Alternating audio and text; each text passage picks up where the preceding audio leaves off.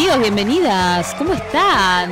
¿Cómo está esta mesa completa? ¿Cómo andamos? ¿Cómo está esta mesa full? ¿Cómo Buena andas, semana. Federito? Bien. ¿Bien? La verdad que bien. Motivado por lo que vamos a escuchar Sí. en estas 2 horas de Zona de Giro. Totalmente. Programón el día de hoy. Bienvenido, Tommy. ¿Cómo Yo estás, creo que querido? Pedro está motivado porque su reel fue el que echó a No, José Luis Esper de la candidatura. No digan eso porque yo no tuve nada que ver con el Ninguna corrimiento. publicación de Zona de Giro de Estratosfera ha hecho cambiar el rumbo de las cosas. Yo creo que sí. No tenemos ese poder todavía. Habría que ver si Pedro tiene chats con Santilli. Sácalo hoy, que me lo tengo que cargar a Expert. Mi celular ¿Qué sé no lo muestro, por las dudas. Va a haber que confiscar esos archivos. Pero hoy vamos a hablar de temas que también hacen temblar al poder, ¿o no? No sé, vamos a ver, ¿eh? Y para eso... ¿A qué poder, no? ¿A qué poder? Claro. Vamos a ¿Qué indagar. es el poder también, no? Eran profundísimos ellos. Se ponía filosófico. Se ponían muy filosóficos. Pero para eso hemos traído a 2 personas que saben, ¿eh? 2 expertos. Eduardo Crespo, doctor en Economía, profesor de la Universidad Federal de Río de Janeiro y de la Universidad Nacional de Moreno. ¿Cómo estás, Eduardo? Muy bien, muchas gracias por invitarme al programa. Gracias. Hoy Eduardo. en carne y hueso, Eduardo, porque siempre te vemos en videollamada. Ah, sí, pero Habías venido una vez. Sí, estuve Sí. 2 veces por lo menos. Sí. Es verdad, y muchas veces en videollamada, así que amigo de la casa, Eduardo, muchas gracias por venir. Y Emiliano Lipman, doctor en Economía e investigador asistente del CONICET, fue director de la Unidad de Relaciones Técnicas con el FMI. ¿Cómo estás, Emiliano? Muy bien, gracias por la invitación. Un gusto estar con ustedes, a quienes no he tenido el placer de conocer antes, y al doctor Crespo, con quien he tenido el enorme placer de cruzarme en reiteradas oportunidades. Bien, ¿han trabajado juntos, han investigado juntos? Se No, conocen. pero nos conocemos hace tiempo y Bien, bien. tengo un respeto muy grande por Emiliano. Idem. Bien, ahí como de la academia un poco relacionados. Sí, de la universidad más que de la academia, que es parte de ese ámbito, pero no hemos coautoreado nada, no escribimos papers científicos, pero hemos compartido charlas, intercambios que han sido muy fructíferos. Muy ¿Quién te bien, dice? muy Para mí. interesante. Muy ¿Quién te interesante. dice hoy capaz? Sale un paper del programa. Ojalá No se los sabe. papers se hicieran así, tan rápido y tan fácil, pero Una bueno, idea, digo, una para un idea, paper. Bueno, pero esto es puede una nueva anécdota, un nuevo capítulo Total. en este vínculo. Totalmente. ¿eh? Para hablar de un tema que, bueno, lo venimos trabajando acá en el programa, siempre lo vamos ahí. Siempre aparece. Siempre aparece, siempre lo vamos tratando. Que es un poco dónde está el poder, ¿no? Y lo vamos abordando desde distintos lugares. Pero sin dudas es muy importante hablar del poder financiero, ¿no? ¿Quién manda en la Argentina? Un poco el mapa del poder de ¿dónde está la plata? ¿Quién mueve la plata? ¿Quién hace que se desestabilice o no la economía? ¿Quién tiene ese poder? ¿Son las empresas? ¿Es el campo en el caso de Argentina? ¿Es el pueblo que compra dólares, que hace una corrida, previene una crisis y dice, bueno, esto va a pasar, esto no? Para eso, bueno, tenemos a 2 especialistas para poder abordar el tema. Y me parece importante abrir con una pregunta que es básicamente definir qué es el poder financiero. ¿Arranco yo? A El ver. que se anime, el que se Yo, anime. yo me animo, Fácil sí, hablar soy siempre lanzado, después. obvio. Es verdad, es cierto, tiene razón Edu. El que rompe el segundo. hielo es más difícil. Yo lo tengo, a diferencia de Eduardo, que es politólogo, Ujú. yo tengo nociones de lo que es el poder, tengo intuiciones, no lo tengo tan trabajado el concepto. Entiendo que el poder es la capacidad que tiene alguien de hacer que otra persona haga lo que uno quiere. Digo, me parece bastante como noción básica y me parece que nos va a servir por hoy. El poder financiero creo que se expresa básicamente, expresa una de las formas que tiene el poder en la sociedad en la que vivimos, porque el capitalismo es una sociedad plagada de relaciones de poder, mal que le pese a lo quizás es la visión de... En economía tenemos una visión muy naif de que el poder no existe, de que hay libertad, igualdad, fraternidad, que los mercados son libres, pero el capitalismo está lleno de relaciones de poder. Y una de esas relaciones de poder es la relación monetaria, el dinero, básicamente. Claro. El dinero es poder, yo tengo dinero y hago lo que yo quiero. Está bien, tenés que tener suficiente dinero, ¿no? Pero en principio yo con el dinero voy a alguien y le digo, che, dame esto, es mío. Bien. Y yo creo que el sector financiero tiene un poder que a veces es muy grande y a veces es más chico, depende del contexto, que también tienen los estados, que es la capacidad justamente de crear dinero. Claro. Entonces, imagínate que si vos podés crear lo que te da la capacidad de comprar la voluntad, los deseos de los demás, entonces tenés un enorme poder. Entonces, como punto de partida, yo creo que ordena mucho esa discusión entender que el sistema financiero, los bancos, las entidades, también los estados en alguna medida, porque crean dinero, tienen esta fuente de poder. Entonces, yo creo que eso como primer punto de partida, disparador, es muy importante. Bien, me parece bien.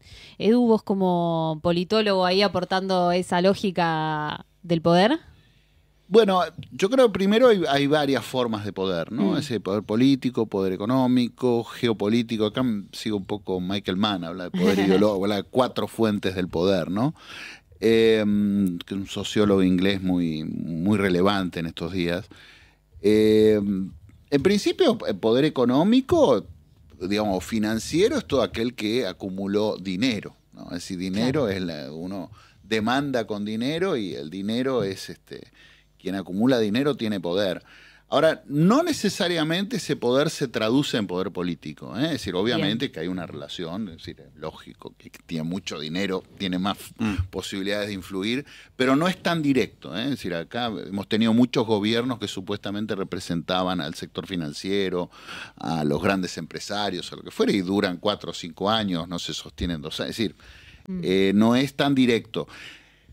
En una economía abierta, en una economía con movilidad de capitales, en la economía que tenemos en el mundo desde los años 80, 90 en adelante, ese poder financiero es mucho mayor justamente porque tiene movilidad. En general los estados no tienen mucha chance de controlarlos, de regular sus movimientos. Es decir, uno puede poner un cepo, uno puede poner cualquier tipo de restricción y hay 18 millones de formas de saltarse esos límites, que no era tan así, digamos, hasta los 80. Y si uno mira en el pasado, en general, esto mucho más grande, digamos, pongamos con Polanyi, ¿no? Que él hablaba que en principio en las economías precapitalistas existía el dinero, existía el mercado, pero estaba siempre subordinado a las relaciones sociales, al Estado, etc. Pero en ese sentido, ¿cuál es la particularidad de lo financiero para entender el capitalismo de hoy? Lo financiero es la movilidad, a mi entender es la movilidad. Es decir, es la movilidad del dinero, el hecho de que es fungible, de que es impersonal y que es mundial, además. Es decir, es mundial, sobrepasa. El Estado tiene jurisdicción sobre un territorio. Ahora ese capital financiero se mueve de un punto al otro sin mayores límites, ¿no? A nivel periodístico igual se suele decir, corríjame ustedes dos si me equivoco, como que es la década del 70 en la que esto empieza a germinarse con la salida del patrón dólar oro en un punto. Con Estados Unidos empieza a volver su moneda un activo fiduciario, una cuestión de confianza. No es del todo porque detrás está un ejército. No lo quiero, el país con más portaaviones del planeta, no es tan sencillo, pero ¿ubicarían en la década del 70 el germen de lo que después viene en los 80 y los 90? Contesto yo. Dale. Sí, a ver, principio diría que este mundo de un capital que se mueve de un punto al otro no nace en los 70, nace en el siglo XIX. ¿No? Antes del siglo XIX no hay una gran movilidad de capital, diría segunda mitad del siglo XIX. En términos históricos es bastante reciente.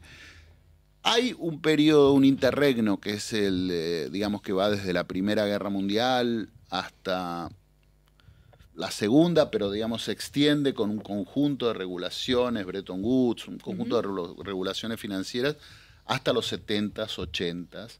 Y ahí se vuelve un poco a ese escenario que teníamos en el siglo XIX, con nuevas tecnologías, con otras condiciones. Diría sí, los años 70, pero no es que es una anomalía, digamos, ya en el siglo XIX teníamos fenómenos para vos. Vos agarrás la crisis del 90, periodo de Juárez-Selman, vos analizás, es un contagio internacional. 1890, ¿no? 1890, de una suba de tasa de interés en Inglaterra, tenés una crisis en Argentina, tenés una crisis en Brasil, todas combinadas con factores políticos locales, ¿no? En Brasil estaban saliendo de la esclavitud, aquí había una burbuja de ferrocarriles, ¿no? Vinculada a la construcción de ferrocarriles.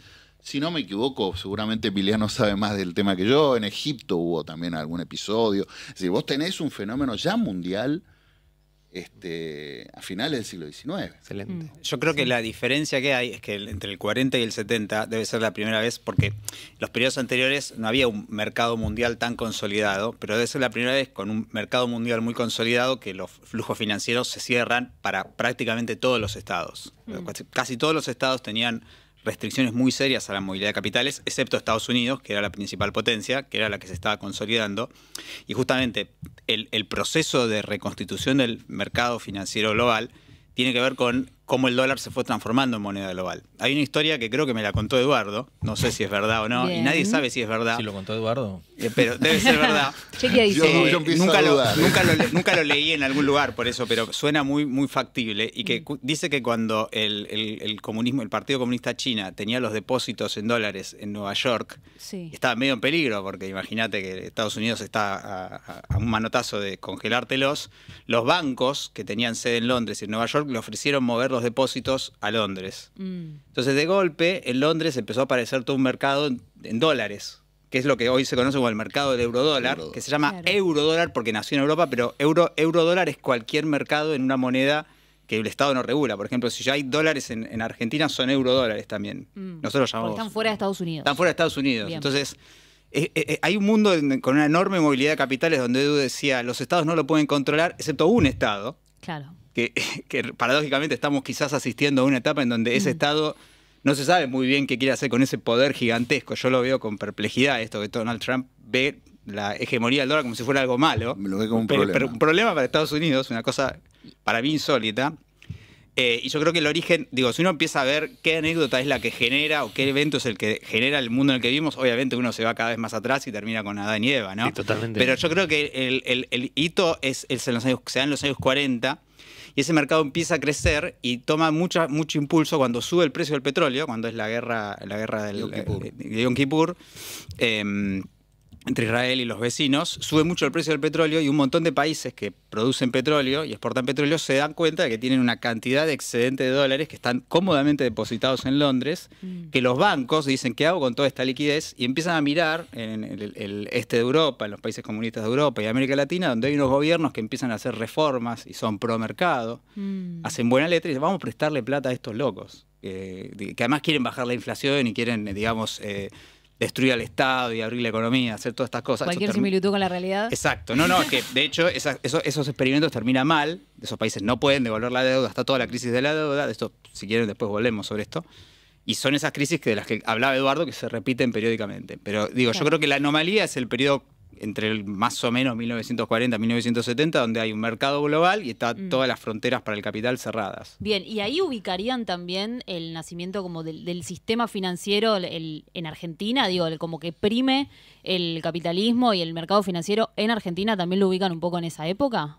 Para mí Argentina nunca se terminó de acomodar a ese mundo, es decir, hay actores que sí, pero Argentina nunca pudo reordenar sus instituciones, su organización política, etcétera, ese mundo que cambió independientemente de nuestra voluntad. Mirá. Y al que tenemos que ajustarnos de algún modo, porque creo que es de los países que peor se ajustó a eso. ¿Qué quiero decir? Si vos ves el desempeño de Argentina desde los 30, digamos, hasta los 70, es más o menos el promedio, digamos, poquito arriba, poquito abajo, dependiendo con quién se compare, ¿no? Generalmente todos esos estudios de cuándo Argentina... ¿Cómo se jodió Argentina? Cuándo se jodió Argentina, cada uno escoge la fecha que quiere y compara con los países que quiere. Pero vos tomás 30, 80, digamos, más o menos, 75... Claro. No está tan Rodrigazo. mal. Rodrigazo, hasta ahí más o menos es el desempeño Y normal. ahí cómo influyeron las reformas de Martínez II. Y En ese ahí sentido. diría desde el endeudamiento con el periodo Martínez de Oz,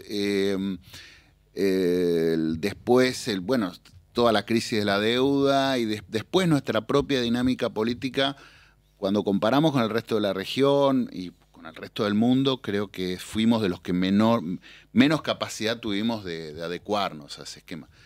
Al que hay que, yo soy partidario de alguno, digamos, ponerse en rebelde con algo que no controla, más bien hay que tratar de buscar la forma de acomodarse ahí. Es decir, como en principio el resto de la región se acomodó. Después, el desarrollo económico depende de muchísimos otros factores. ¿Y qué Pero, significa acomodarse en ese y sentido? yo creo que hoy te penaliza mucho el mercado internacional si tenés inflación, si tomás deuda en dólares, es decir, todos los elementos que tiene Argentina.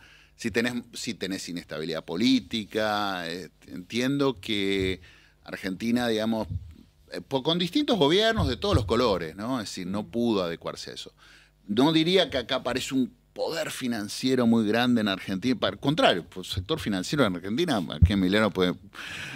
es mínimo. No existe, Sí. no, Sí, no sí, tenemos totalmente. un sector financiero, Es un no gran tenemos fetiche. crédito. Es un gran fetiche hablar de que la patria financiera. Claro, un banquero siempre tiene, lo hablábamos con los chicos el otro día cuando producíamos el programa, un banquero siempre tiene poder, obviamente, pero acá hay pocos bancos. Digo, eso es el sistema financiero en Argentina, son pocos actores. Son chiquitos, no es que son pocos. En todo el mundo son pocos en general. De hecho, no sé. Está muy concentrado. Está menos concentrado en Argentina, Bien. que se ha venido concentrando en los últimos años, pero yo creo que está menos concentrada. Yo igual, perdón, quiero retomar algo que dijo Edu, porque tengo una pequeña diferencia que me parece que hace interesante y enriquecedora la charla, Sí. que es que yo estoy de acuerdo con que Argentina no se adaptó bien, pero yo creo que yo soy parte de, creo que Martín Rapet y Pablo Gerchunov tienen esta visión de que en realidad Argentina no es tan diferente al resto de América Latina, sobre todo cuando uno toma una mirada más larga. Por esto que decía Edu, entre los 30 y en los 80, creo que estamos fundamentalmente de acuerdo que América Latina es una región bastante parecida, pero yo creo que si uno mira los 80, 90 y principios de los 2000, Argentina se parece bastante a sus vecinos, porque en los 80 la crisis de la deuda es común para todos. La hiperinflación es común para Bolivia, Perú, Brasil, México casi, Chile casi, son países que estuvieron al borde de una hiper, esos últimos dos. En los 90 se estabiliza con una política de tipo de cambio fijo, apertura, que es común también. Al principio de los 2000 todos los países empiezan más o menos a flotar, empiezan a acumular reservas internacionales, que es una forma de disciplinar al poder financiero, porque en Argentina, creo que esto lo decía Martín Rodríguez, para gobernar Argentina, digo, para mantener a Argentina en calma tenés que domar el dólar. La única forma que tenés de domar el dólar en economías como la Argentina es cuando tenés reservas internacionales, básicamente. Y después recién Argentina, junto con por ahí Venezuela y hoy diría yo Bolivia y Ecuador, empieza a volver a los 70, a los 60, empieza a hacer políticas que aparentemente funcionan en el pasado, pero claramente no son para hoy. Yo creo que el punto de Edu es, Argentina insiste con políticas que eran de otra época y en ese sentido no se ha adaptado bien a la nueva globalización financiera. Claro. Sí, exactamente. Es decir, de los 2000 para acá hay una divergencia y creo que hay una serie de políticas, digamos, financieras de todos los gobiernos, digamos, mezcla de regulaciones cambiarias que no funcionan, no controlan la inflación, tomar deuda en dólares, toda una serie de políticas que nos desajustaron con relación al sistema internacional. ¿Y creen que Milei, en ese sentido, con más o menos éxito, ¿no? O más o menos, digo, yendo por un camino adecuado, ¿no? Pero digo, ¿creen que Milei quiso de alguna manera adaptar a la Argentina a este sistema financiero? Para mí en los primeros 6 meses parecía encaminarse hacia ahí, pero cuando dejan de acumular reservas y apuestan todo a tener un dólar muy barato para bajar la inflación, porque tiene lógica, digamos, incluso tiene réditos electorales, yo creo que volvimos a la tónica que tenemos desde hace 20 años por lo menos. O sea, el primer síntoma de agotamiento del plan es en junio del 24, más Junio o del menos. 24, bueno, más que agotamiento es abandono. Es decir, Claro. antes era un plan muy duro de ajuste fiscal, de evaluación inicial, pero bueno, había acumulación de reservas y demás. Pues cuando ya empiezan a decir que no se preocupan por las reservas, y está todo volcado a ganar una elección de medio término con un dólar barato, creo que digamos, perdieron el rumbo nuevamente. Y ya van casi 2 años, ¿no? ¿Vos? Sí, Emi, ¿cómo lo ves la cuestión de Milei y adaptarse a este punto financiero? Me cuesta entender exactamente cuál es el programa de Milei. Yo hago lo que... no, pero por lo siguiente. Primero porque es muy difícil a veces tener un programa de largo plazo en una economía como la Argentina que tiene tantas urgencias. Eso como punto de partida.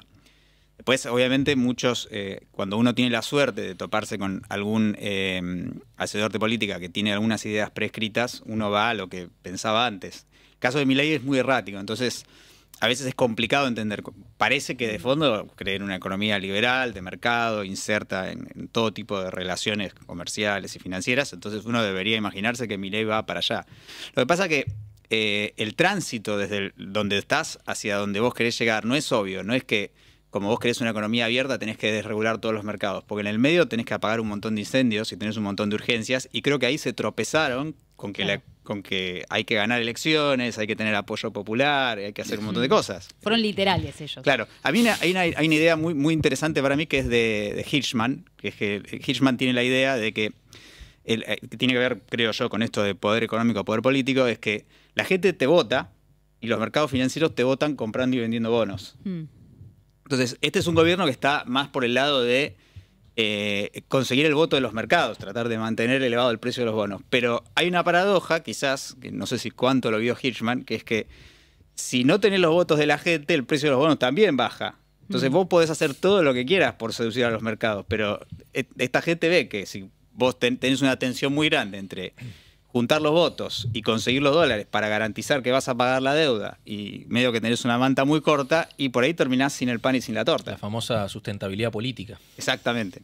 del proyecto. Me quedé pensando, y va un poco en línea con esto, hay como una idea, muy de sentido común también, de que lo financiero es la bicicleta solamente. Pero lo que ustedes están diciendo me lleva a pensar de que es un poco más complejo, ¿no? ¿Se puede pensar, digamos, el sistema financiero más allá de la bicicleta financiera tal cual se la piensa comúnmente? No, el sistema para mí es mucho más complejo y, como decís, más interesante.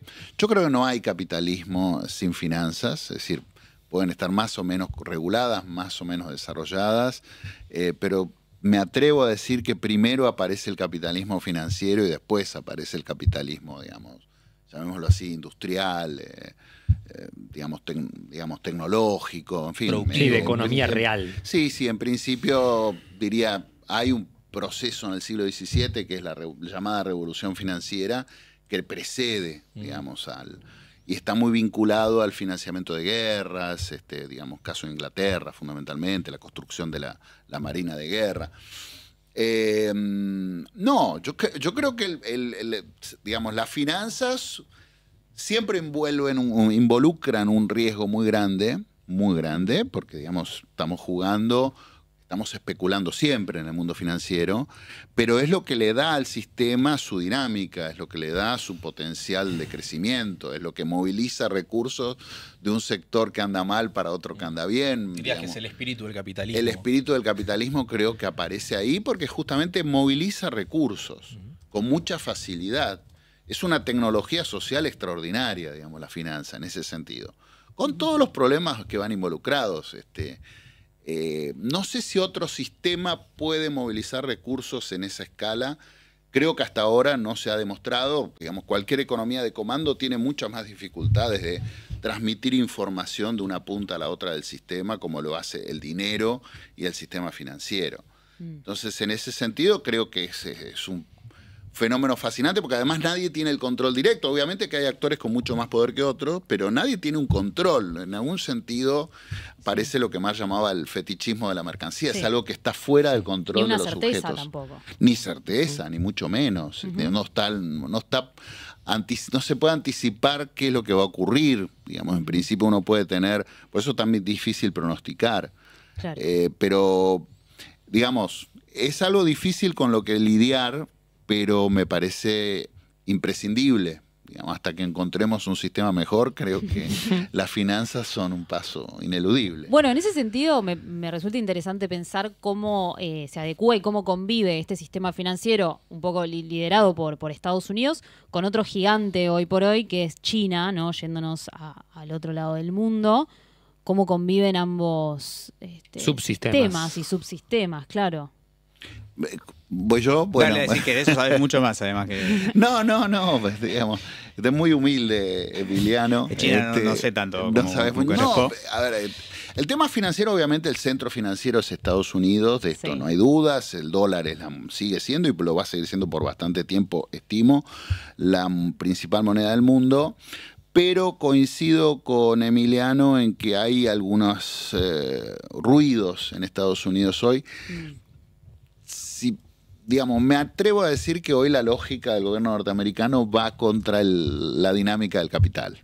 Digamos, es decir, si vos empezás a meter regulaciones, si vos empezás a tratar de meter aranceles, regular por todos lados, prohibir, etcétera, bueno, no es lo que el capital naturalmente haría. Yo igual pienso algo que es, Trump un poco sustenta Estados Unidos, no Trump, porque Trump es el presidente de hoy y mañana vendrá otro gobierno.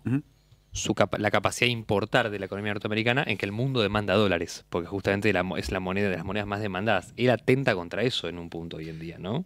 Por una búsqueda de buscar competitividad para generar empleos. Es un gran berenjenal conceptual el que tiene. En principio me cuesta imaginar cómo puede funcionar una economía mundial con un, entre comillas, hegemón que no es liberal, digamos, un hegemón proteccionista. Es decir, es desglobalizador por naturaleza, Sí. que es lo que estamos viendo, no veo cómo se puede ejercer digamos, la hegemonía que se ejerció hasta hace poco con eso. Digamos, creo que entramos en otro escenario.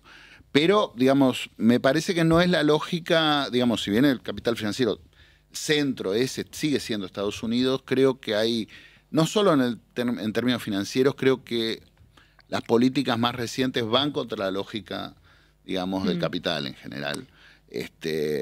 Probablemente porque han perdido, probablemente no, obviamente porque han perdido competitividad en comparación con China particularmente y en general con Asia, ¿no?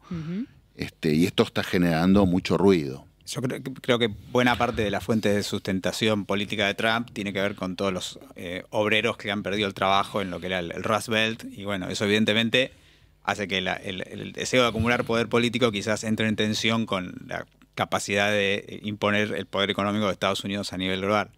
Yo coincido con Edu, me parece que hay una visión quizás un poco, no sé si llamarlo, ingenua de que el dólar está acabado, y viste, en general, cada 2 por 3 uno ve estos analistas que... Twitter Finanzas. Sí, Twitter Finanzas, no sé si Twitter Finanzas, pero los números de deuda, miren cuánto crece la deuda de Estados Unidos, como si eso fuese a cambiar. Cuando Inglaterra, digamos, cuando Keynes propone que Inglaterra haga políticas expansivas para salir de la recesión, la deuda de Inglaterra era como 3 veces el producto, digo.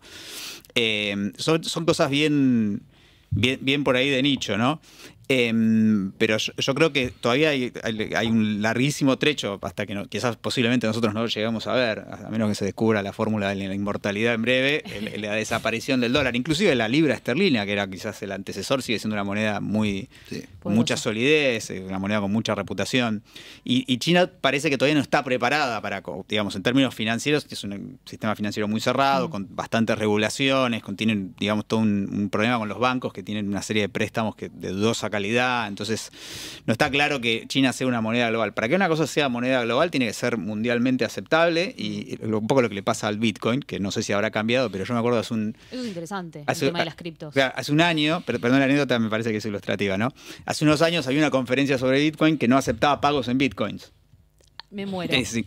Era como que ellos atentaban contra sí mismos. Exactamente. Sí, la vendo pero no la consumo. Claro, básicamente hay un obstáculo, exactamente, no vendelo pero no consumilo, que bueno, es lo que dicen que hay que hacer con ciertos productos ilícitos.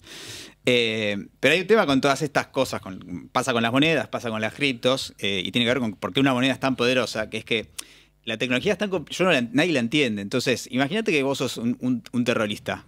Te secuestran al perro. Okay. ¿No? Te tengo secuestrado a otro perro. Necesito un rescate, pero quiero pasar anónimo. Depositame bitcoins. No tengo idea, no sé, soy un viejito de 80 años, no sé usar una computadora. ¿Cómo te pago? En cambio, el dólar es, yo saco el billete, sé que voy, me compro una Coca-Cola, listo. O sea, Sí. Todos sabemos de qué se trata, cuánto vale. Exacto. Cómo cuesta vos sabés que esto obtenerlo. lo van a aceptar en cualquier lugar, que si está roto la Reserva Federal te lo cambia, lo depositas en el banco, excepto en Argentina que teníamos esa anomalía de que los de 20 no te los aceptan las inmobiliarias, tenés que ponerle de 100, los cara chica no, digo, pero generalmente el dólar funciona en todos lados y yo creo que tiene un largo trecho todavía. Me quedé pensando en esto que habían dicho de por qué Trump no está tan contento con que sea el dólar la moneda que maneja un poco el sistema financiero, o era algo así lo que habían dicho. Denuncia un déficit comercial que es natural en un país que emite la moneda internacional. Es decir, Porque otros países se mueven también con su moneda, ¿es por eso? No, porque aceptan, digamos, el pago en dólares, acumulan reservas en dólares y lo natural es que tengan que el mundo tenga un superávit con Estados Unidos. Es decir, si el país que emite la moneda mundial tiene déficit, tiene superávit comercial, por ejemplo, bueno, en principio... Es decir, que el resto de los países del mundo no tienen la moneda.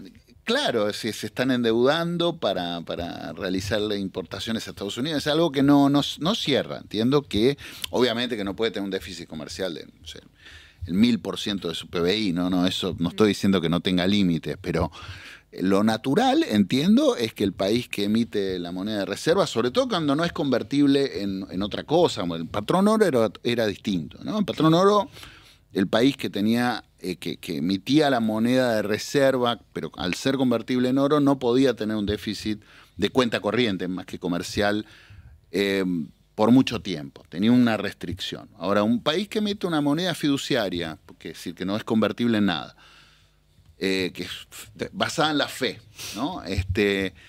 Que en principio, bueno, y es internacional, es la moneda internacional. Creo que lo más lógico es que tenga un déficit comercial. Y lo que no puede tener Estados Unidos es mucha inflación porque la moneda se va haciendo a pelota, pero mientras tenga una inflación bajita, el dólar compra cosas. Claro, cuando tenga mucha inflación, yo creo que ese sí es un problema y pierde, digamos, una función básica del dinero, que es, digamos, desempeñar la función de reserva de valor. Sí, para ahorrar. Claro. Y ahí sí creo que se crea una amenaza tanto sobre los títulos del tesoro, que son la contraparte de la moneda, como sobre la moneda. Pero creo que las políticas de Trump en muchos sentidos son inflacionarias. Totalmente, también. sí. Entonces, veo una contradicción ahí. Es lógico porque en principio es un país que está mostrando muchos signos de crisis. No digo que se está desmoronando el imperio norteamericano, ni nada por el estilo, pero hay muchos signos de crisis, desde la caída de la esperanza de vida, los suicidios, el fentanilo, una polarización política muy grande, etcétera. Creo que es más un problema interno que el problema que tienen con la economía mundial. Están casi en pleno empleo. O sea, es como un problema En principio. sistémico en un punto. ¿Eh? Es un problema sistémico del propio país. Yo creo Estados que el Unidos. propio país tiene una serie de problemas. ¿Qué se vincula con el ascenso de China? Bueno, han perdido dinamismo industrial. Esto es indudable. Pero no creo que lo vayan a resolver con estas políticas, digamos. Claro. Los quiero traer de nuevo a Argentina. ¿Creen que en un país como Argentina, sistema financiero y fuga de capitales son sinónimos o tienden a ser sinónimos? No debería para serlo. nada. No, para nada. De hecho, yo creo que Argentina debe ser de los países que más dólares tiene. Primero y principal, no solamente no son sinónimos, sino que son antagónicos, porque por definición la fuga de capitales es sacar la plata fuera del sistema financiero. Claro. Pero entiendo lo que vos querés decir, un poco como En la idea práctica. en la práctica. Pero yo creo que Argentina debe ser, con Rusia y Venezuela, de los países que más dólares billete tiene, Que no son Estados Unidos. que no son Estados Unidos. Y qué sé yo, en Perú, en Uruguay, que son economías con un altísimo grado de dolarización, que es como tiene la Argentina, los dólares están en el sistema financiero. En Chile y en Brasil, que son dos países que son buenos ejemplos porque han encontrado... ¿Cuál fue ¿Por qué qué dolarizó la economía argentina? Yo creo que podemos entrar en discusiones eternas sobre cuestiones muy puntuales, sobre si la cultura, si tal política, no sé qué, pero de fondo es la inestabilidad y la inflación, básicamente. Claro. Entonces, cuando se te destruye la moneda, cuando se rompe la moneda, que es como un contrato básico de la sociedad, la gente busca alternativas porque no puede existir una sociedad sin moneda. Y necesitas otro tipo de unidad de cuenta. Chile y Brasil es interesante porque lo que hicieron fue recurrir a mecanismos de indexación, que es tratar de preservar el valor de los contratos actualizándolo por la inflación. Brasil es el ejemplo por excelencia de esto. Brasil, la dolarización es minúscula en casi cualquier medida. La gente tiene una relación con el dólar muy distante y muy lejana, claro. Entonces yo creo que, y volvemos un poco a lo que nos decíamos, que Argentina no se ha adaptado a esto. Argentina se choca contra la pared en el momento en que está de vuelta en esta discusión de tenemos fuga de capitales. Uy, quilombo. Bueno, entonces vamos a poner un cepo.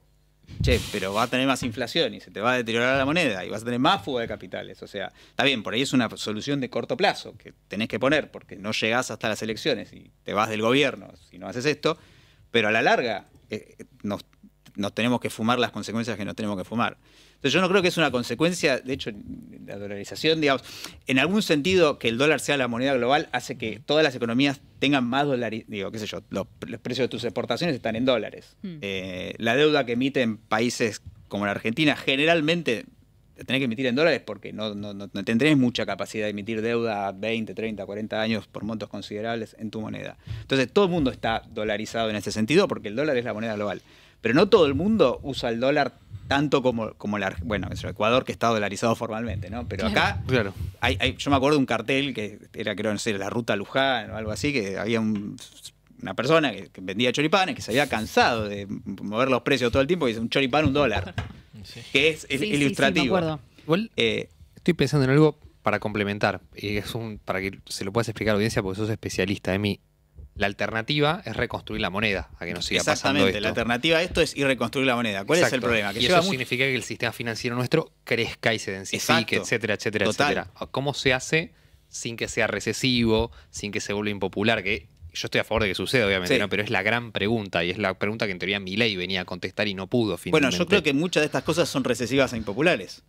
Por eso necesitas poder político para contarle a la sociedad que si vos querés resolver este problema, hay que pagar un costo. que no hay una solución gratis. Entonces el problema es que, y esto pasa todo el tiempo, yo he recogido anécdotas de todo tipo de economistas que hablan con funcionarios. Si vos vas a Casa Rosada, 9 de cada 10 veces hay 2 economistas, uno dice, che, ¿cuál es el problema? El problema es tal cosa, tengo una solución, ¿cuánto llevas? 100 años. Y otro te dice, tengo una solución, no funciona, pero en un año te lo resuelvo, pero no funciona. Claro. Pero no funciona, pero te lo resuelvo, no importa. Pero no importa el que no bache. lo resuelva. En un año tengo algo, lo que sea, Sí. contratado. Y el que te propone la solución correcta, como dice el meme, sale volando por la ventana, literal. Entonces, El corto plazo. el cortoplacismo. El sistema financiero tiene algo que generalmente los sistemas financieros son muy cortoplacistas. Digo, tienen una cosa de bicicleta. La bicicleta en algún sentido es parte de la lógica Sí, financiera. la volatilidad viene con Comprá eso. barato y vende caro. Comprá barato y vende caro, comprá barato y vende caro. Está en el ADN de toda operación financiera, la tenemos todos nosotros. Es algo con lo que hay que vivir. Entonces yo no diría que fuga es sinónimo de sistema financiero. Tenés formas de tener un sistema financiero más desarrollado, más moderno, que le dé crédito a la gente para que se compre la casa, que es algo que fomenta la actividad, que está bueno, que sirve, qué sé yo, digo, está bueno. Yo creo que la mejor forma de ilustrar esto, para mí entender esto, es, ¿ustedes conocen algún familiar que se haya endeudado? ¿Tienen alguna persona que haya tomado deuda en los últimos años? Sí, con cualquier entidad. Con cualquier entidad. Crédito. Bueno, que no sea, no estoy hablando de un mes a la tarjeta, la tasa que pagó. Ok, sí. Bueno, estoy seguro que muchos de los oyentes conocen a alguien que se endeudó y que está en una situación insostenible porque las deudas son altísimas. Mm. Entonces, tener un sistema financiero desorganizado, tener el riesgo para ir por las nubes, hace que gente, en las villas, en los barrios, digo, la gente se endeuda con el narco a tasas que son básicamente las tasas que te Impagables. paga la tarjeta. Ujú. Es lo mismo. Usureras, sí. La diferencia es que el narco tiene mecanismos de cobro que son un poquito más Extremos. extremos que los bancos, Enforcement. exactamente, de enforcement.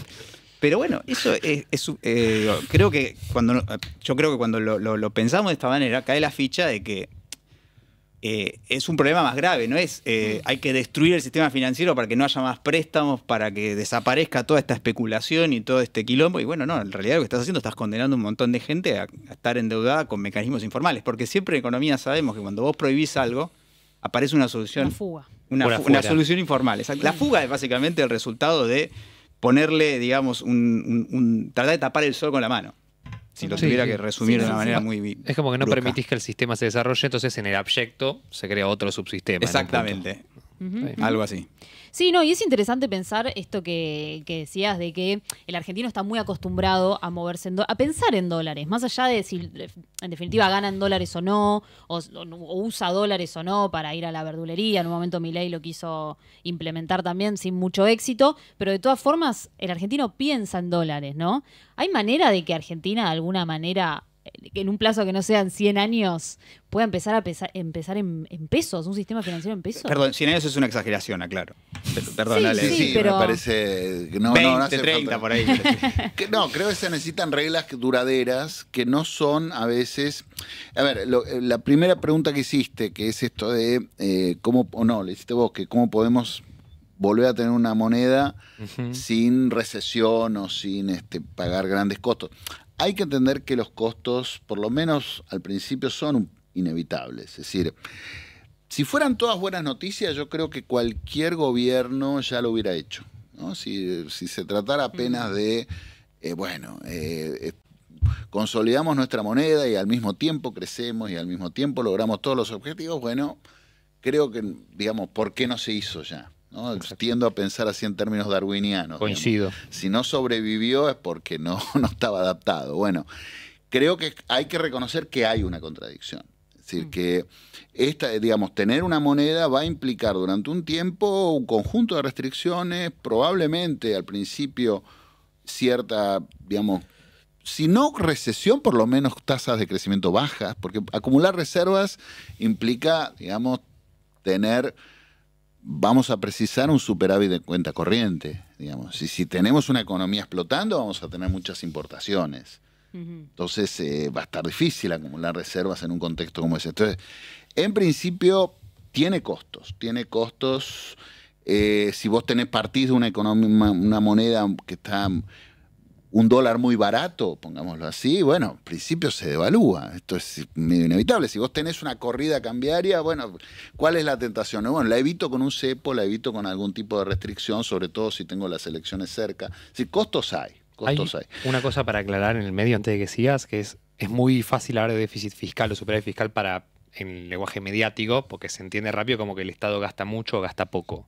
Claro. Superávit de cuenta corriente se acumulan dólares que de alguna manera no estamos usando nosotros, ya sea para irnos a Brasil, para irnos a España. Es el para país traernos- gasta mucho, gasta poco. Exacto. Es el la Como contrapartida. país. Como Claro, país, como como país. sociedad civil incluida. Entonces, eso que decís vos de si se gastan menos dólares es que está menos dinámico todo. Obviamente que si tenés mucha suerte y tenés un boom de precios internacionales, te sube los precios de todo lo que exportás, de repente es mucho más fácil. El Claro. dolor es menor, los costos son menores, digamos. Por eso hay que aprovechar esas coyunturas que creo que Argentina no aprovechó en las últimas décadas. Si tuvimos una coyuntura de precios internacionales muy buenos y además no se aprovechó.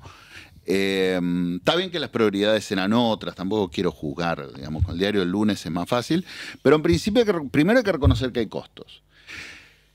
Y ahí es quién los paga esos costos, no solo hablando de sectores de la sociedad, digo, ningún gobierno quiere pagar ese costo. No, Ese es el totalmente. problema y creo que está demostrado. Es decir, Milei llegó con un discurso muy duro de la motosierra, etcétera, pero en junio del año pasado abandonó, digamos, ya le empezó a decir a la gente que la economía iba a explotar. No quiero decir esas guarangadas que dice Milei, ¿no? Pero que la economía iba a subir. La B, la famosa B. En vez que había, digamos, lo asociaba con otros efectos, ya empezó a hablar de cosas así, digamos, empezaron a decir que no acumulaban reservas. Esto están gobiernos más a la izquierda, de ultraderecha, de lo que ustedes quieran.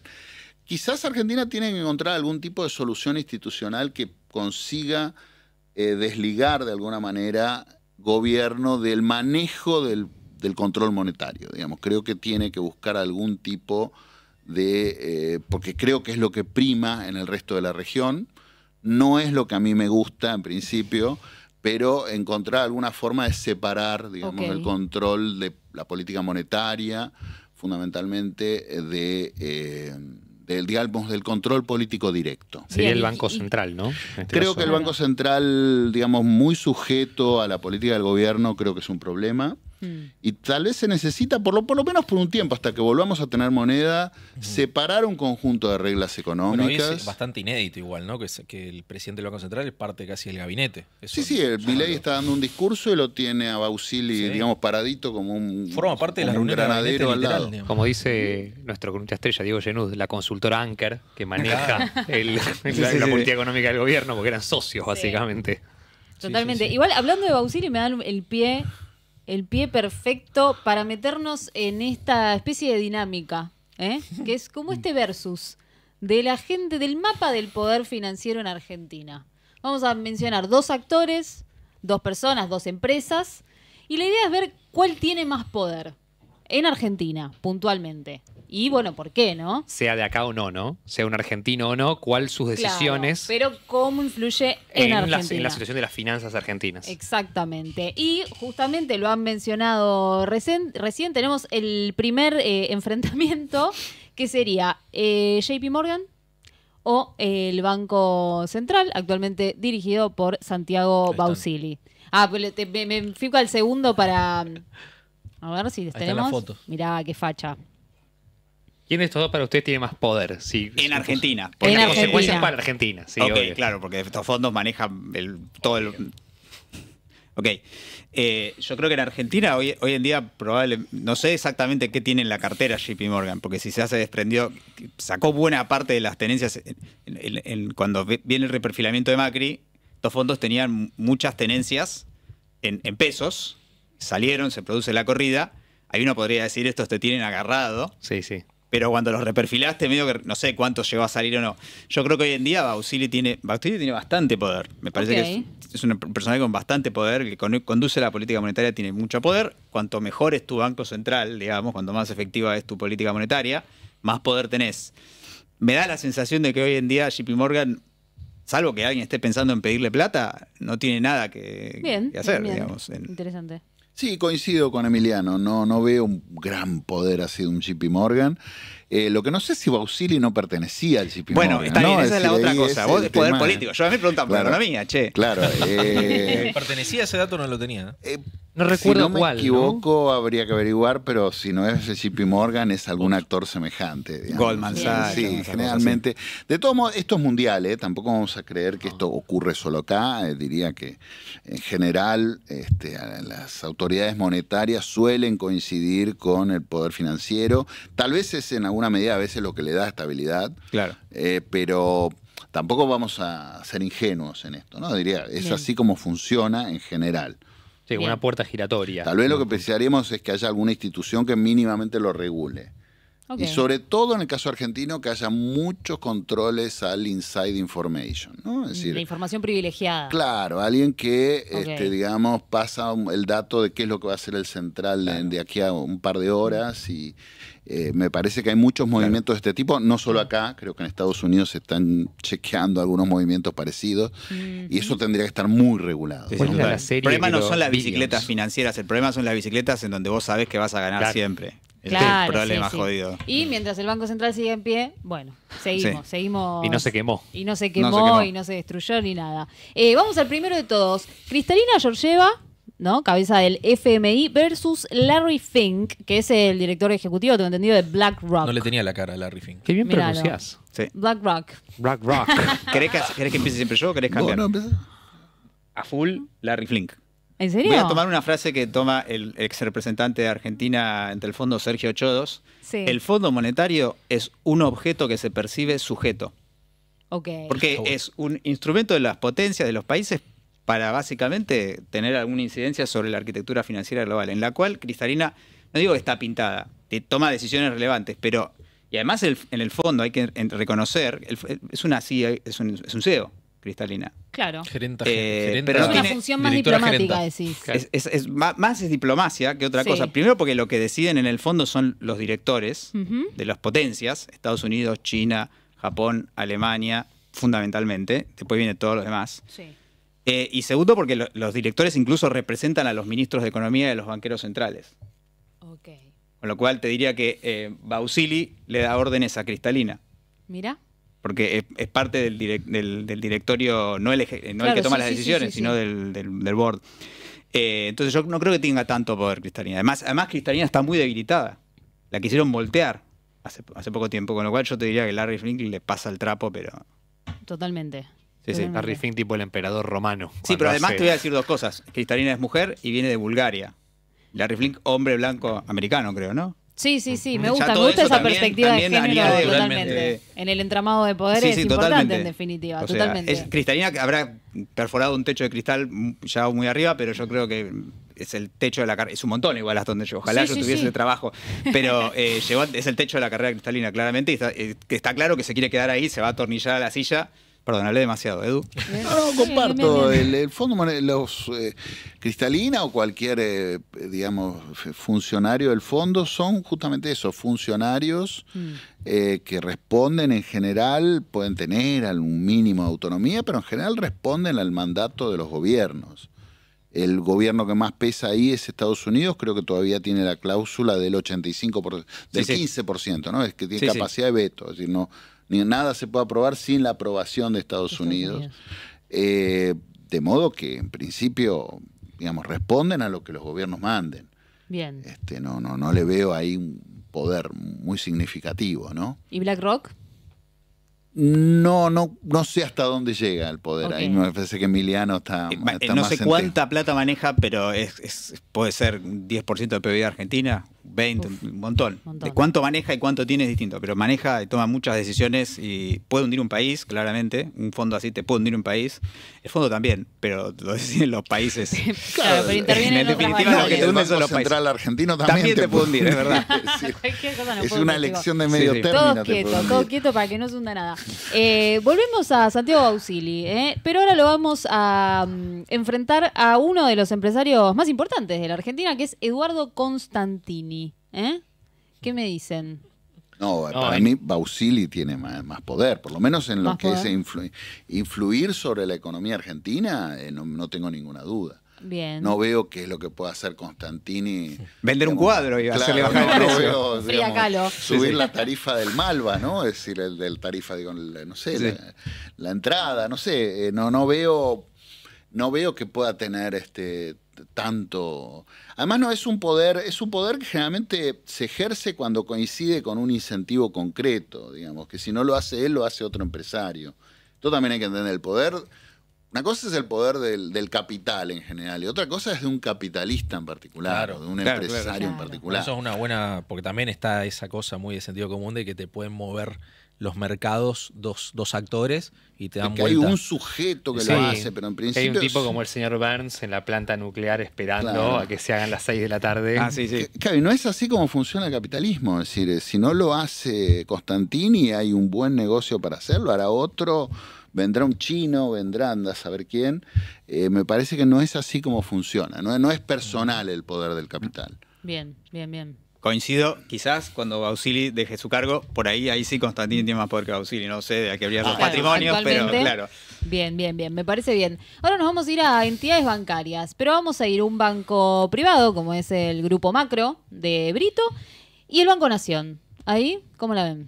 Yo creo que, el Banco Nación claramente es más grande, Ujú. es más importante, tiene sucursales en todo el país, tiene un mandato más restrictivo también, así que me da la sensación de que en este punto gana el Nación, porque también tiene los depósitos del gobierno, tiene otra serie de palancas, Ok. por ahí el otro. También hay que ver, digamos, que, no sé, es muy puntual, porque por ahí en el 2001 habría que ver, depende de cómo tendría que haber balance, básicamente, y no lo tengo Claro. presente. Pero al principio lo puede rescatar el Estado, pero si el Estado lo quiere privatizar, es muy relativa la pregunta. La verdad que hoy por hoy yo me inclinaría por decir el Nación. Bien, Eh, bien, bien, bien, bien, clarísimo. No, el Nación, digamos, su influencia macroeconómica, ¿no? Uno tendría poder Ok. en qué sentido, influir sobre la macroeconomía argentina, y creo que sí, no tengo los números de uno y otro, pero estoy casi convencido de que el Banco Nación tiene mucho más poder. De hecho, a ver, yo hace tiempo, los sueldos de la administración pública pasan por el Nación. sí, Sí. casi todos bueno, los gastos corrientes se Casi depositan todos los sí, sí. corrientes se depositan en Nación. Bueno, Sí, eso sí, es una un ventaja, poder pero- enorme. Sí, sí. Digamos, Bueno, su capacidad para influir. Hay algunas provincias, ¿no? Donde sé que el macro cumple un poco el rol ese, ¿no? Puede Sin ir ser, más sí, lejos. pero me parece son que en cuestiones más general, locales. digamos, si hablamos de números, no, un Banco Nación tiene mucho más capacidad de influir sobre el devenir macroeconómico, ¿no? Bien, bien, bien, bien, clarísimo. Ahora vamos a ir a una billetera virtual, Ualá, que fue creada por Pierpaolo Barbieri, si no me equivoco, que es uno también de los grandes empresarios del país, muy joven él, y el Banco Galicia.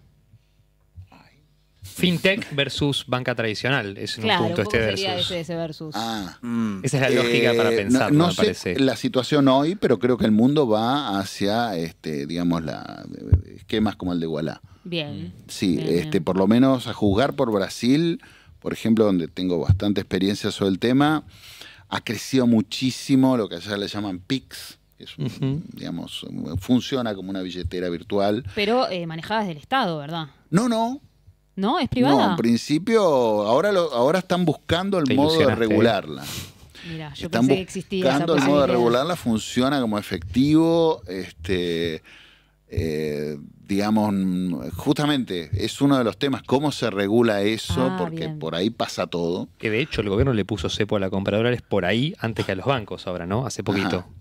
Antes de que Claro, responda porque de Emi, lo hecho- pensé. Porque hay mucha gente que no tiene acceso al sistema formal y la billetera de alguna forma le saltea este obstáculo. Ujú. Claro. Yo coincido con Edu, pero voy a dar una respuesta más genérica, billeteras versus bancos, porque la verdad que no te podría decir Sí, hoy en son día. dos ejemplos puestos.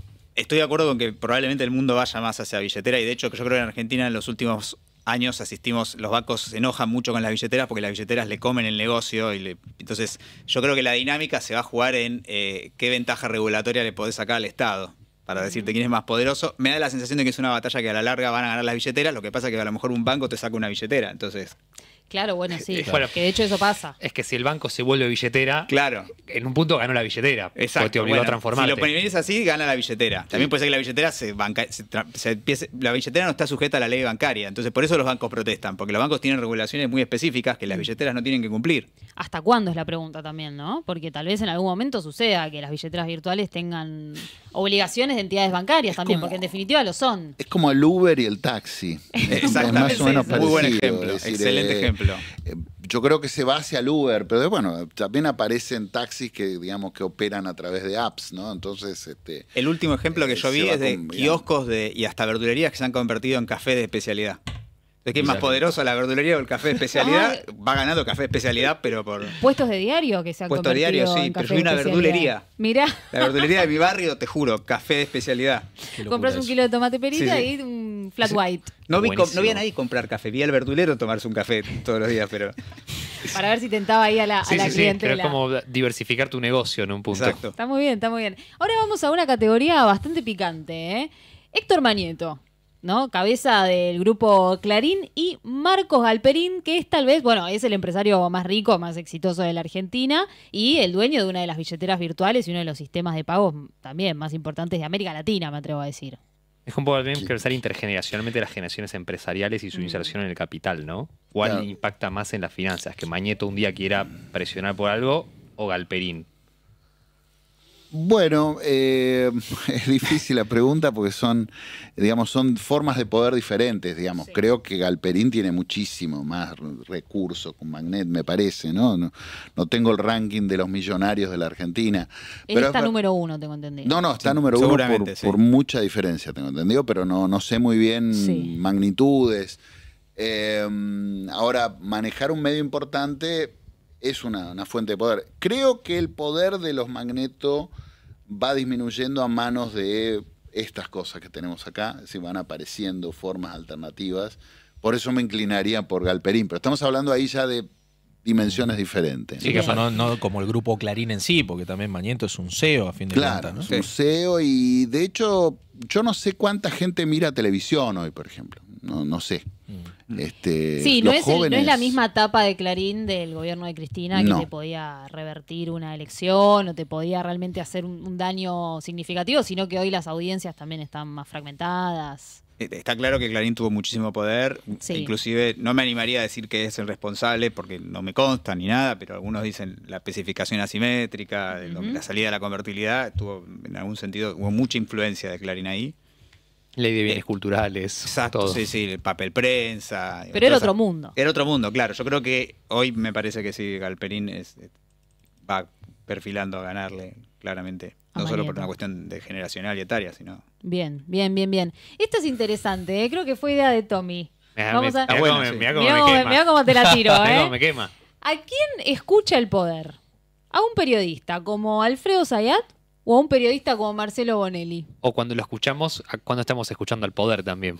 En Ah, un punto, ¿no? Es verdad. Puede ser esa también. Me parece interesante. El poder, bueno, pasa que es etéreo el poder, o sea, ¿qué es el poder? Alguien que lo personifica, Galperín, ¿a quién escucha? ¿A quién escucha Galperín? Yo creo que es bastante obvia la Yo, respuesta, yo pero también, bueno. es muy buena la pregunta porque a mí se me ocurren dos cosas, como Santiago Caputo sentado un día en su oficina en la Casa Rosada. Rosada, Prende la escuchando tele. absolutamente todo, a ver lo que se dice en redes, en todos lados, y por otra parte, Marcos Galperín, que nosotros lo imaginamos como una persona fría y calculadora, que por ahí está en Twitter y consume, no sé, nosotros tenemos un imaginario de que es mucho más complejo de lo que en realidad es, de que el tipo solamente Sí, le sí. llega lo que dice Bonelli y está la puteada porque solo escucha a Bonelli.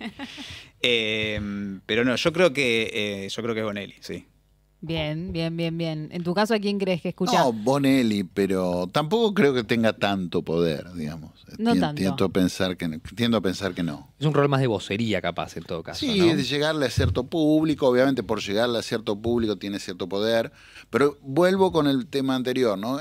Yo no sé si alguien tiene un ranking claro de ¿Dónde está la atención de la gente? ¿Cuánto es hoy televisión abierta? ¿Cuánto es streaming? Tengo la impresión... Redes sociales también. Contenido fragmentado. No, muy poder... fragmentado. Tengo la impresión de que es muchísimo menos el tiempo que se le dedica hoy a los diarios tradicionales. Diarios creo que en papel ya nadie, no sé. No es muy, yo no conozco a Fíjate nadie. que el puesto de diario se puso un café de especialidad. Claro, así que sí, ya- Está en caída. Es muy chiquito el Y mercado. televisión abierta, las nuevas generaciones, es decir, creo que No tienen muy ni idea poco. que es telenoche. Claro, no saben. Y se lo mira en todo caso a través de YouTube. digamos. Exactamente. Claro, y en YouTube y por WhatsApp llegan millones de cosas que, obviamente que digamos, las redes son jerárquicas, pero no sé si son las mismas jerarquías de antes. Ujú. Entonces ahí hay, Como que está más difuso. es más difuso y me parece que llega por otros caminos. Bien, bien. Tengo una que es interesante también, y yo creo que es un poco generacional, que es la CGT versus Mercado Libre. ¿Cómo la ven? Mira, Vuelve al fin.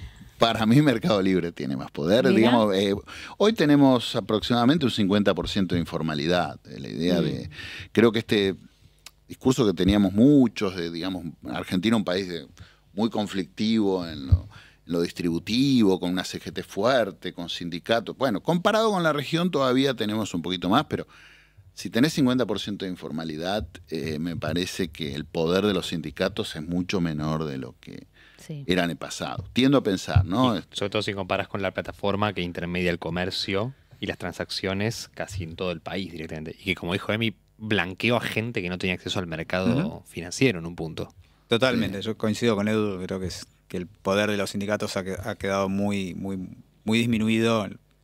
Claramente me parece que me inclino por la app. Bien, no bien. necesariamente Galperín diga, pero estos sistemas tienen... No, Sí, a sí, Mercado sí. Libre, como Más sistema, como Mercado actor. Libre. Concepto, Sí. claro, como Sí, economía sí. de redes. Además o es una plataformas, sí. multinacional, ¿no? Está, por lo menos en toda la región. Sí, sí, desde ya y buscando expandirse también. En así Brasil que es va- dominante, digamos. Y en México también, creo, ¿no? Tengo entendido que sí. Sí. Sí, sí, Sí. sí, sí. Es interesante. Hay un actor que dejamos un poco afuera, pero les hago la pregunta. ¿Sectores como el agro creen que tiene más poder que los bancos en Argentina? Yo me arriesgaría a creer que no. Pasa que en el agro tenés las exportadoras, las cerealeras y los productores. Sí, una Entonces, confusión muy Vos generalizada. por un lado decís, Campo. bueno, mirá, las cerealeras le acaban de dar al gobierno 7.000 millones de dólares, de los cuales agarró no sé cuánto, que tuvo un costo fiscal altísimo, pero te significó la sobrevida por una semana, no sabemos por cuánto tiempo, Sí. que es una fuente de poder muy importante. ¿Cuánto le tuviste que dar para conseguir eso? Parece que hay bastante poder ahí. Yo creo que primero se está relativizando porque están apareciendo otros sectores, como la minería, que le está quitando poder. En una economía abierta a los movimientos en una época, la economía argentina, cuando la economía era muy cerrada, que me acuerdo todavía el dato, exportábamos $1.000 millones de aquella época y no exportábamos ni más ni menos. Digamos que el agro era como el sector, en un sector muy influyente en lo que era todo, no solamente la economía argentina, en los ciclos clásicos de Stop and Go y toda esa época. Pero yo creo que hoy en día está muy diluido eso. Me da esa sensación. De hecho, al sector le han invocado retenciones. Bueno, como las cerealeras no pagan las retenciones, sino que se la pasan al pequeño productor, han venido con eso, vienen protestando hace cuánto, y gobiernos de todos signos y de todos colores dicen, te saco las retenciones, no te las saco. Sí, sí, sí, como ese tire afloje Sí, constante. bueno, claro, entonces me da la sensación de que es un poder, no se pueden sacar las retenciones de encima, imagínate qué poder pueden tener, Claro. ¿no? Claro. Sí, es interesante esa mirada. Sí, yo creo que el sector agropecuario tiene un aura de poder en la Argentina, ¿no? Es decir, pero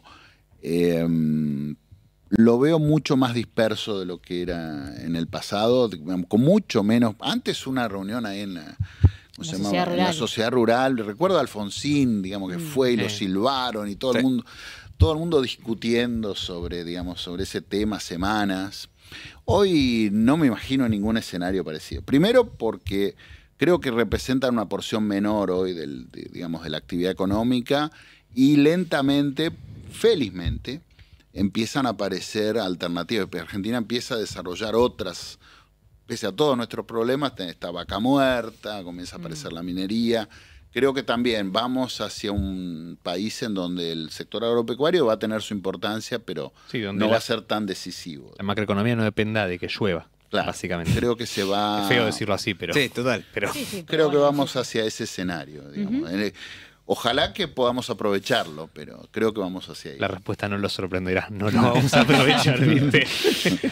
No, chicos, y un poco hay un tema que mencionó Emi que me pareció interesante y no lo quería dejar pasar, que es el tema de las cripto, ¿no? Ok. Que un poco, yo no soy especialista en el tema, no tengo cripto, no manejo, pero hay una esperanza en ese sistema para la Argentina, en el sistema cripto.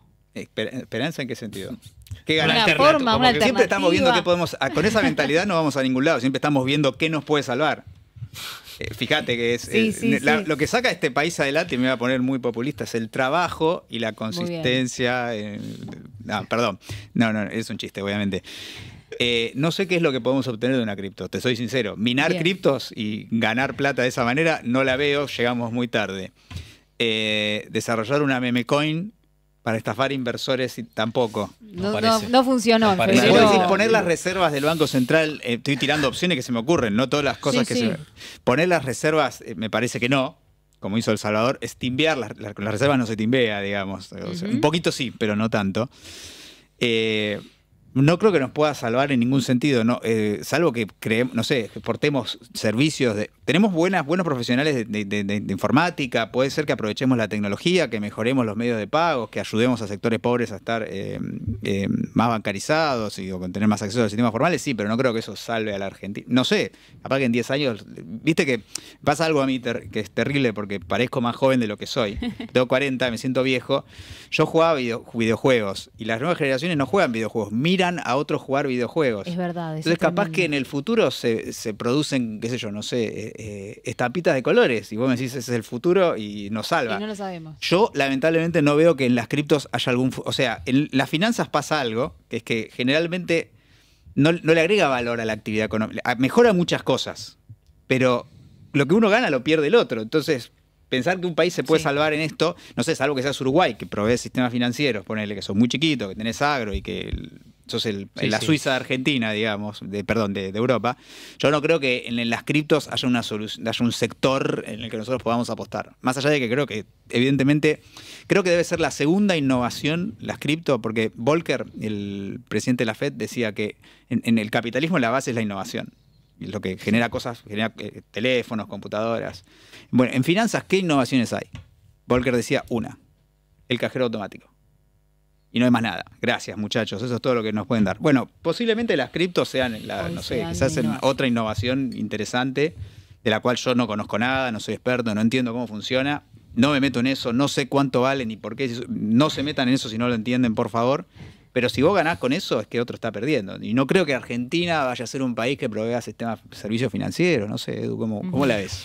Yo creo, a ver, el tema cripto desempeña una función monetaria bastante bien, que es John Hicks, economista muy importante, decía que uno de los atributos que tiene que tener el dinero es ser ocultable. ¿No? Es decir, tiene que ser algo que vos podés meter abajo del colchón, sí. que no te vean. Por eso el oro, digamos, vos lo podés enterrar, Claro. volvés dentro de 20 años, no se oxidó, no. Bueno, en principio creo que después del atentado del 11 de septiembre de 2001, Ujú. Estados Unidos empieza a registrar cualquier transacción arriba de $5.000, queda registrada, digamos, y la pueden empezar a chequear. Y eso obviamente, digamos, está atentando con el carácter ocultable del dinero. Presionaron a Suiza para que abra, digamos, las cuentas. Ahí aparecen esto de los Panama Papers. $5.000 es el... 5.000 era hace un par de años, era 5. No sé si lo habrán subido con la inflación, pero era eso.